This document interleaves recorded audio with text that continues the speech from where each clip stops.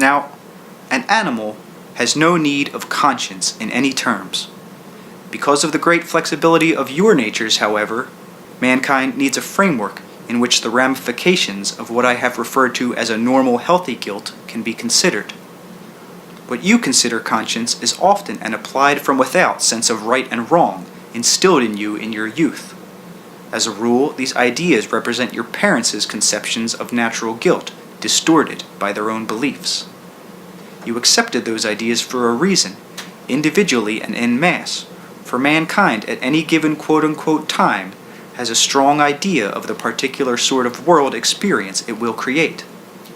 Because you have free will, you have the responsibility and the gift, the joy and the necessity of working with your beliefs and of choosing your personal reality as you desire. I told you earlier that you cannot fall out of a state of grace. Each of you must intellectually and emotionally accept it, however. While this may seem like the sheerest Pollyanna, nevertheless, there is no evil in basic terms.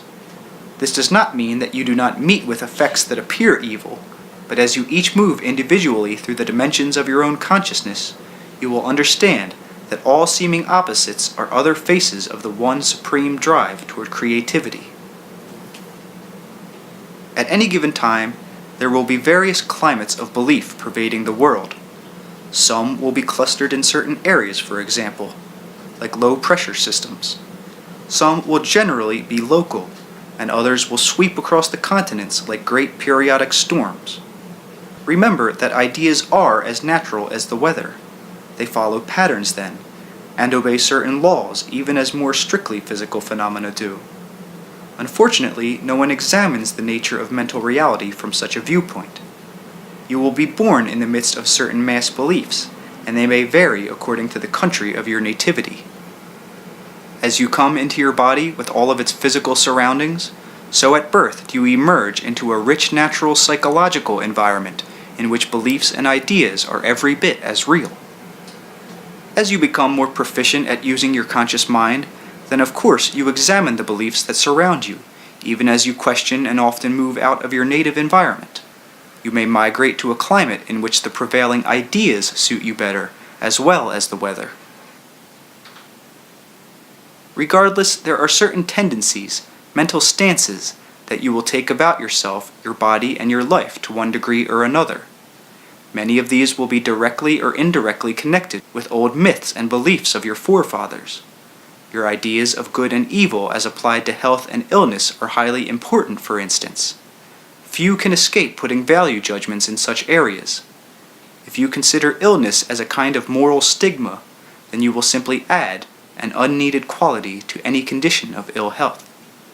Such judgments are very simplistic and ignore the great range of human motivation and experience. If you are bound and determined that quote-unquote God, in capitals and quotes, creates only quote-unquote good, then any physical deficiency, illness, or deformity becomes an affront to your belief, threatens it, and makes you angry and resentful. If you become ill, you can hate yourself for not being what you think you should be, a perfect physical image made in the likeness of a perfect God. If, on the other hand, you carry the idea too far, that illness can also be a learning process, then you can fall into the other extreme, glorifying sickness or disease as a necessary ennobling experience in which the body is purged so that the soul can be saved. Following such a belief, you will continue suffering with saintliness, desolation with purity, and the denial of the body as spirituality and a badge of holiness. Under such conditions, you can even seek out illness to prove to yourself the strength of your own spirituality and to impress it upon others. The same kind of moral value judgment can be placed in almost any area of human activity and will of course have social repercussions. Those reactions will add to the prevailing beliefs and in turn affect the individual. You may believe that wealth is a result of a moral virtue and comes from quote-unquote God's direct benevolence. As a result, poverty becomes evidence of a lack of morality. Quote-unquote God made so many people poor that obviously no man should dare try to change the situation. That rationale is often used. The poor then, following these beliefs, are looked down upon, as are the diseased. What sin did the poor person or the sick person commit? That question, often asked unconsciously, if not consciously, brings you back to beliefs in punishment that have nothing to do with the concept of natural guilt, but with those distortions placed upon it. There is also a connection with misinterpretations of the Bible. Christ, as you think of him, was simply saying that you form your own reality. He tried to rise above the idea systems of those times, yet even he had to use them, and so the connotations of sin and punishment distorted the message given. Some of you will have a contradictory belief that poverty is virtuous, and that wealth is a vice and represents evidence of a spiritual lack. This belief in your society also harks back to the Bible and Christ's association with the poor rather than the rich. In all such cases, however, blanket moral judgments are being applied that involve feelings of guilt in which individual experience is forgotten. Now, such critical evaluations are placed upon colors as well.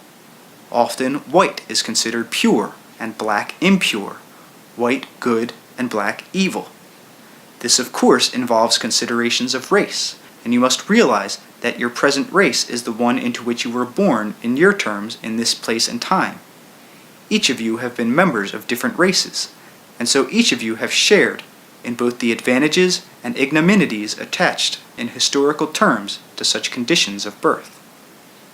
This is not the place for me to go into a long discussion concerning the significance of races, yet each one is highly meaningful and represents a different aspect of humanity as a whole. Therefore, each race has a symbolic meaning to mankind's psyche. The outside experience and structure of any given race's experience may change, but the inner symbolism will still remain and be creatively grappled with. Your daily experience will be affected by your race, your beliefs about it, your beliefs about other races, and the climate of opinion in general.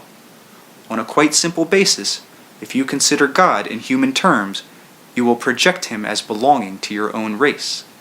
If you belong to a minority or if you are black, then you may be caught in a conflict of beliefs. It is impossible to separate your daily experience in any of its aspects from your beliefs and those judgments that you place upon them.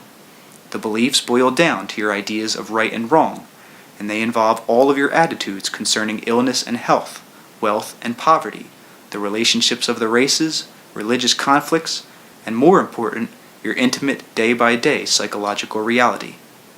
Let us pursue this subject further, as it involves you personally at those levels in which you live your lives and intermix with others. End of chapter.